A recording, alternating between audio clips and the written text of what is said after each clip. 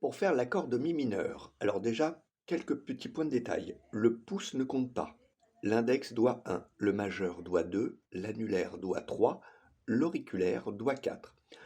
Par convention, entre vous et moi, on va partir du principe que la première corde, c'est celle qui est vers vous, la grosse corde en métal. Elle s'appelle mi. La, ré, sol, si et mi aigu, de 1 à 6. 1, 2, 3, 4, 5, 6. Les petites barrettes, on appelle ça des barrettes ou des frettes. Elles servent à séparer les cases. Case numéro 1, case numéro 2, case numéro 3.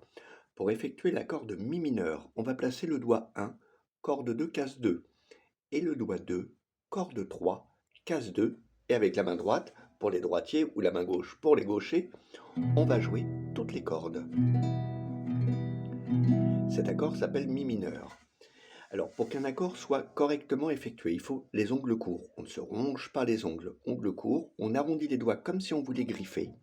Là, les doigts, s'ils sont à plat, il n'y a pas de son. Si les doigts sont arrondis, au niveau de la première phalange, ça va aller. Parce que si les doigts sont un peu aplatis, ça gêne les autres cordes. Le pouce doit être à peu près derrière, pas comme ça. De toute façon, si on le met comme ça, ça aplatit les doigts. Donc un peu derrière, comme ceci. La paume est décollée, elle n'est pas collée, et on joue toutes les cordes. Et pour le mémoriser, on dit mi mineur, on enlève les doigts, mi mineur, on enlève les doigts, mi mineur. Et on le répète une dizaine de fois.